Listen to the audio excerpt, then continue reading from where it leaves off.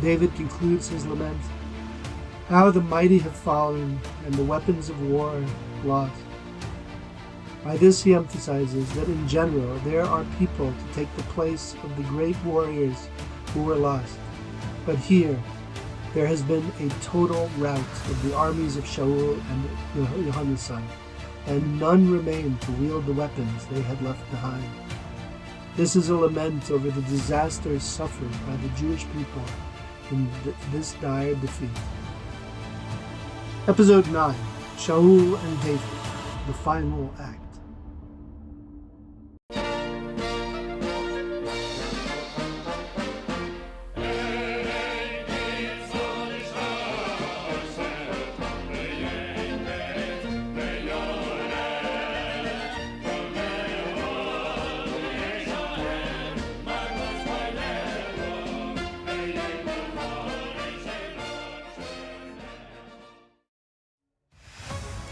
In the last episode, we left David victorious in battle in Ziklag, having returned the captives and the spoils taken by the Amalekites and dealing the Amalekites a strong blow.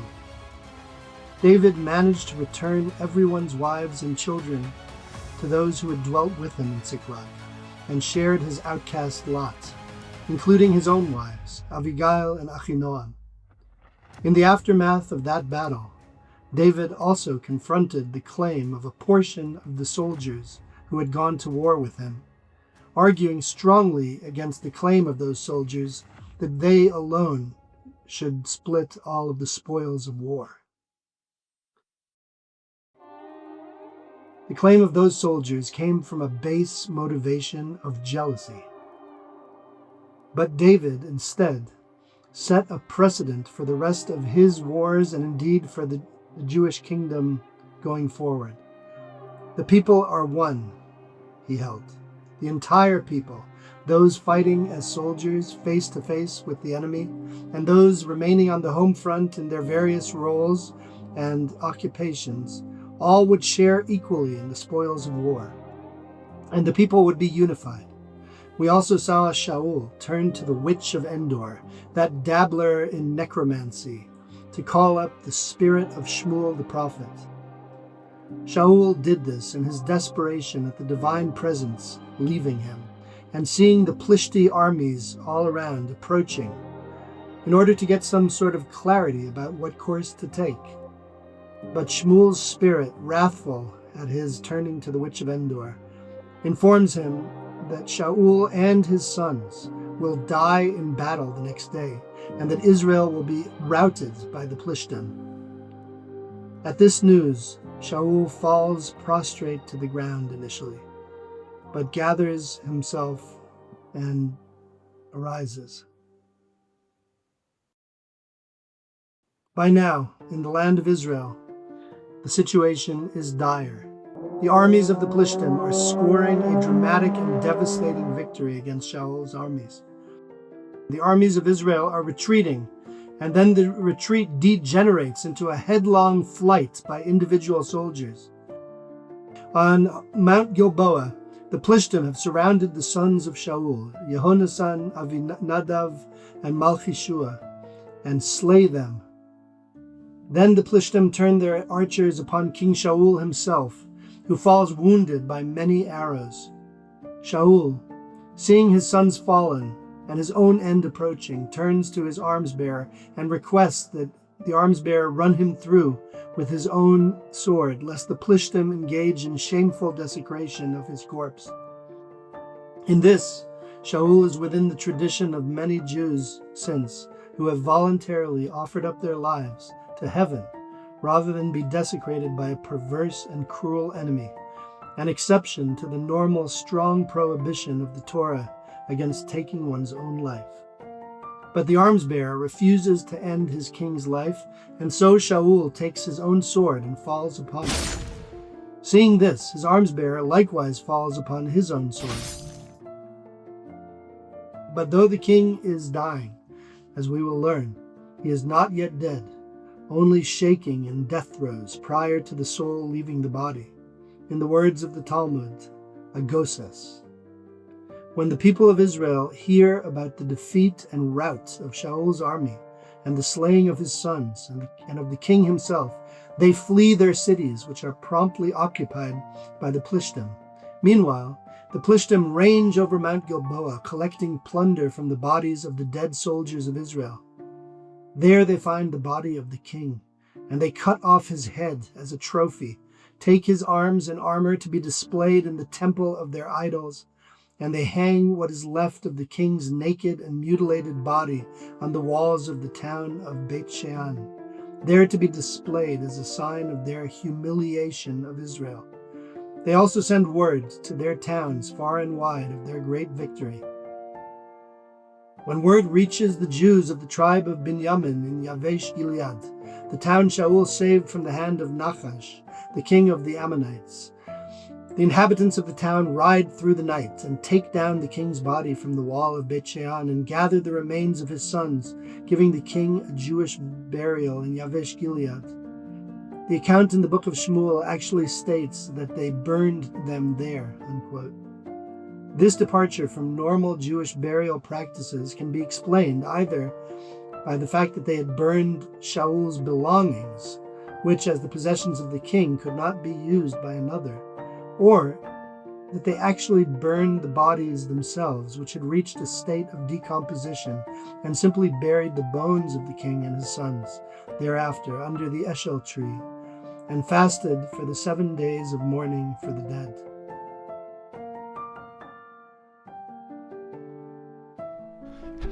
Meanwhile, on the 3rd day after David returned in triumph to Ziklag, a young man arrives with garments torn and dirt on his head from the camp of Shaul.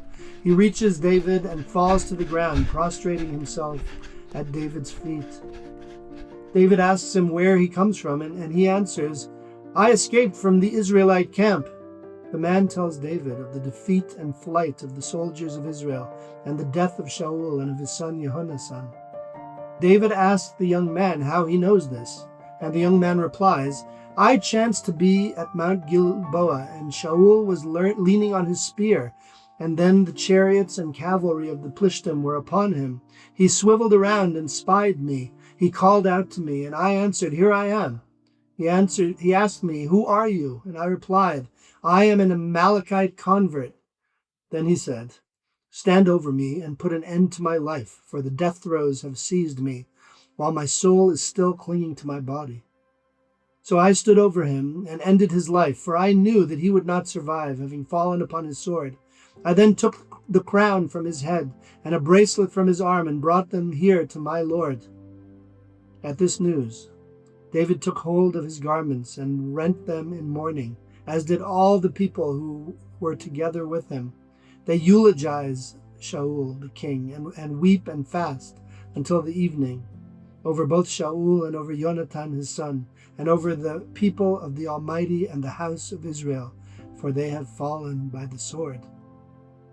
David then asks the young Amalekite convert, "Were you not afraid to raise your hand against the anointed one of the Almighty?"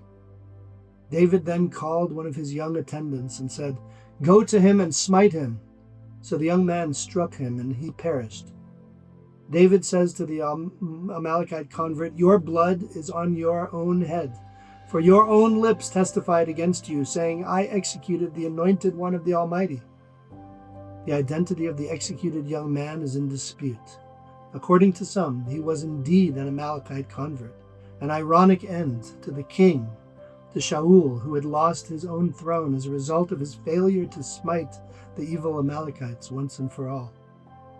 According to others, this was none other than Doeg the Adomi, the young man whose poisoned tongue had caused Shaul to execute the Kohanim of Nov, and whose own poisoned tongue therefore caused him to be liable to be put to death.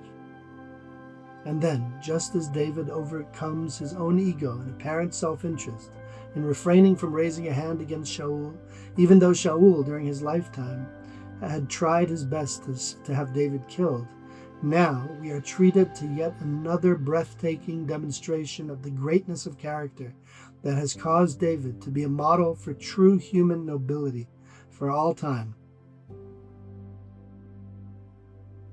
A regular person would have rejoiced, or at least breathed a sigh of relief to learn of the death of their pursuer and tormentor, which is what Shaul had indeed been for years regarding David. Yet David neither rejoices nor breathes a sigh of relief. Instead, David utters a public lament over the death of King Shaul and over his son Yehonasan. It is worth pausing to hear that ancient lament by David over Shaul so long ago. By now, over 3 millennium have passed, yet the content of that lament echoes into the present. It is not just that David once again overcomes the smallness of the human heart and laments the death of the great Shaul and Yehonasan. It is also the deeply heartfelt and poetic and brilliant content of that lament that rends the heart of the reader across these many thousands of years. And it is indeed difficult to prevent ourselves from weeping even today as we read these words. David opens the lament by saying, "To teach the children of Yehuda the art of archery, behold, this is written in the book of uprightness." Yaakov, the forefather of all the tribes of Israel, indicated that Yehuda would be a master of archery. Yet this is only necessary when the children of Israel do not fully do the will of the Almighty. In such a case, the covenant between them and the Almighty means that their land will not be quiet and peaceful, and they will be forced into war. Thus, David's first statement is that the war that led to the death of Shaul and Yehonasan was one that was caused by the children of Israel as a whole, not the fault of the fallen king. "The precious one of Israel," David goes on, "he fell upon your heights. How did the mighty ones fall?"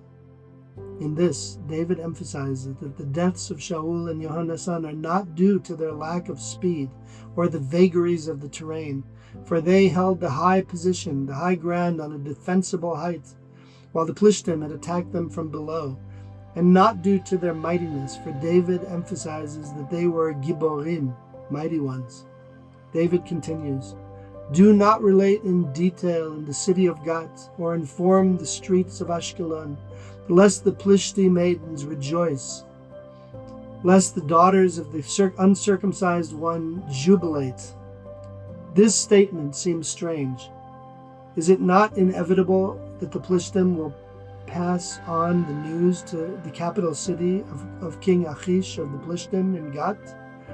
Of course they will receive the news, but David's statement is something else. Do not relate, tagid, al-tagid, the news in detail to make it clear that it was divine intervention, the Almighty's divine will that Shaul and his son Yehonasan should fall. And then, let the news not be spread too far to the southern Plishti port at that time of Ashkelon, currently in southwest Israel, abutting the Gaza Strip, lest the maidens of the Plishtim rejoice inwardly. The word in Hebrew is simcha, and lest the daughters of the uncircumcised Plishtim jubilate, in Hebrew, aliza, meaning rejoicing, outwardly with dancing. Why does this matter to David? It matters because the Almighty, turning against his anointed king and against the children of Israel, is meant to teach them, not to be a source of rejoicing among the nations attacking them. For that rejoicing by the enemies of Israel is itself a great desecration of the divine name. When the downfall of the Almighty's beloved people Israel, who are subjected to defeat and temporary destruction at the hands of a people who does not recognize either the Almighty of Israel or the preciousness of the people of Israel, that is a desecration in the sight of the Almighty. David continues, "Mountains in Gilboa, let not dew or rain fall upon you or upon the choice fields, for rejected there was the shield of the mighty ones, the shield of Shaul, as though it were anointed with oil." Here, David refers to the common practice of smearing warriors' shields with oil in order to render them slippery and more easily able to deflect the blades of the attackers.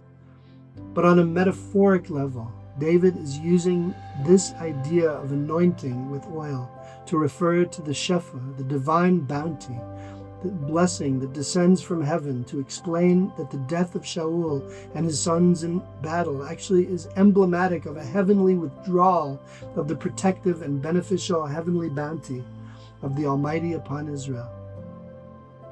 Even Shaul and Yehonasan's merit of their good acts could not prevent this withdrawal of the divine bounty. For, laments David, from the blood of the slain and fat of the mighty, the bow of Yehonasan never recoiled, and the sword of Shaul never returned empty. David means that under normal circumstances, Yehonasan, whose chosen weapon of war was the bow and the arrow, and Shaul, whose chosen weapon was the sword and the spear, would find their mark, and they, as seasoned and powerful warriors, would have been successful as they always had been in the past. And so it was only the divine intervention that caused their tragic defeat and death. David now utters a verse that has been used for the martyrs of the people of Israel. Shaul and Yehonasan, who were beloved and pleasant in their lifetime, he laments, and in death they are not parted. They were lighter than eagles and stronger than lions.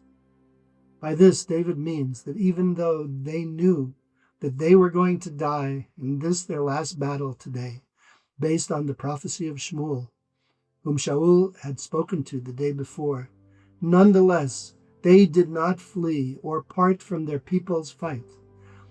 And just as they loved one another in life, they bravely defended one another and died bravely together.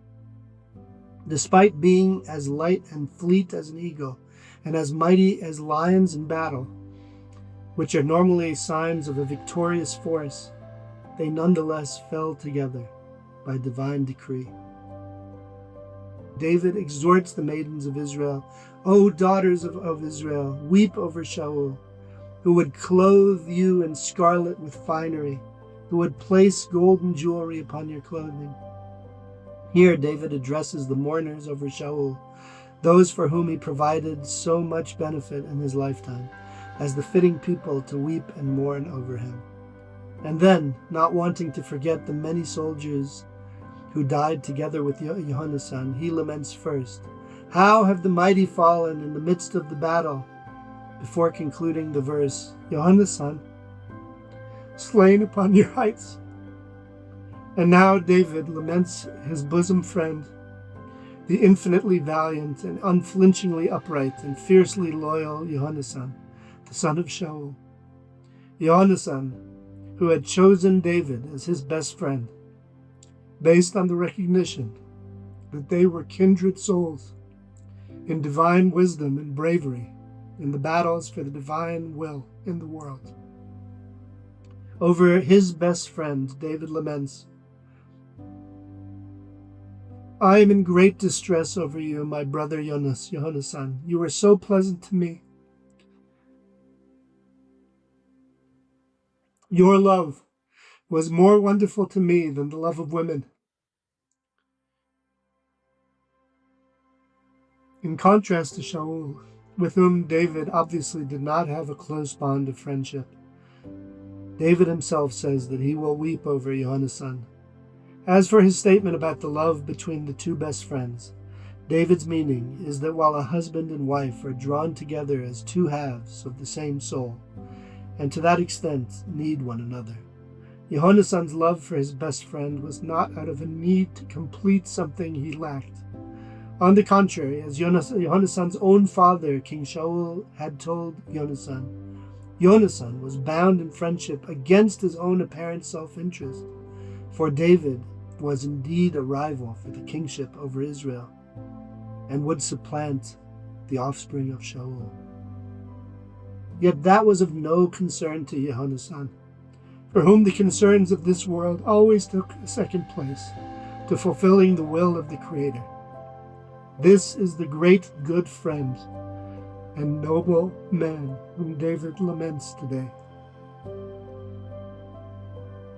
David concludes his lament, How the mighty have fallen and the weapons of war lost. By this he emphasizes that in general there are people to take the place of the great warriors who were lost. But here, There has been a total rout of the armies of Shaul and Yehonasan, and none remained to wield the weapons they had left behind. This is a lament over the disasters suffered by the Jewish people in this dire defeat. One may ask, what is the good done by this lament over Shaul and over Yehonasan and over those who have fallen in battle? After all, will it bring them back to life?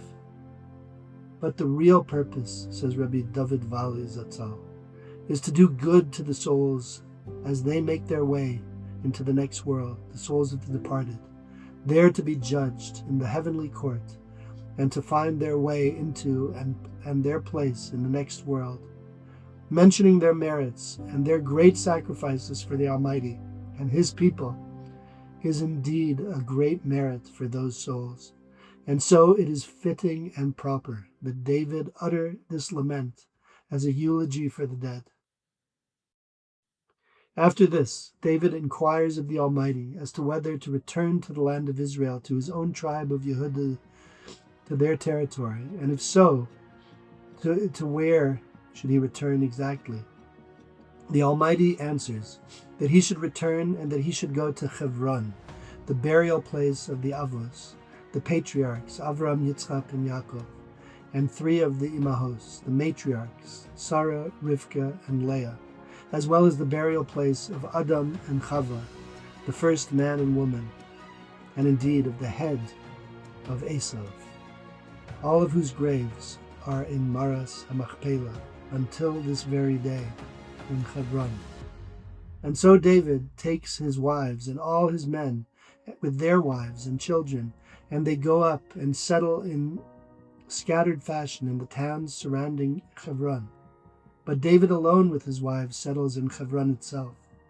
This was not the way of a leader who seeks to lead an invading force or show himself surrounded by soldiers so as to seek to be a recognizable leader or an occupier. This is not David's intention, for he thinks that perhaps it is not yet his time to be king, and that one of Shaul's remaining sons may be destined to be king before David. Nonetheless, the people of Yehudah come to Hebron and anoint him as king over them, but only king over their tribe of Yehudah, for the time has not yet arrived, it is not yet ripe for David to be king over all Israel. And now, as usual, we turn to what we have been calling the Dvash Tachas Halashon, the honey under the tongue, or the hidden and deeper meaning in the story we have related.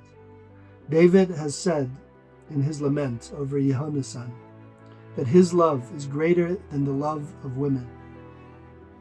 The Ramami Pano Zatzal, like the Ramchal, one of the great Italian rabbis whose deep knowledge of the Torah inspires awe among all who learn their holy works, cites a midrash, a source from the time of the Mishnah, in the tradition of the oral Torah of the sages, the Torah Shabbat, that Yehonasan's love was greater than 2 nashim, 2 women.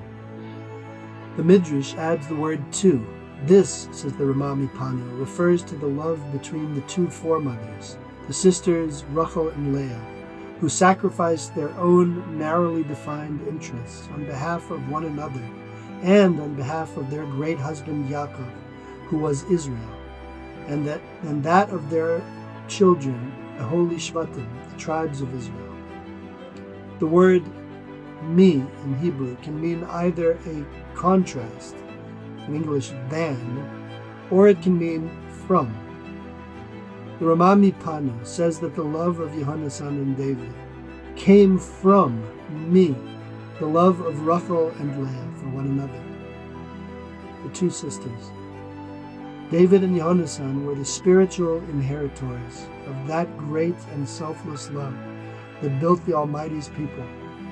This is the deeper meaning of that description of the love between those 2 mighty royal warriors of the Jewish people. In the next episode of The Kings of Israel, the conflict between the house of David and the house of Shaul continues. This time, David is confronted by the last son of King Shaul, who presents a rival claim to David's hard-won kingship over the Jewish people. In this son of Shaul is supported by the powerful Avner ben Ner, King Shaul's consummate general, and David now must lead the Jewish people through a very difficult period, once again, of competing claims to divinely sanctioned leadership.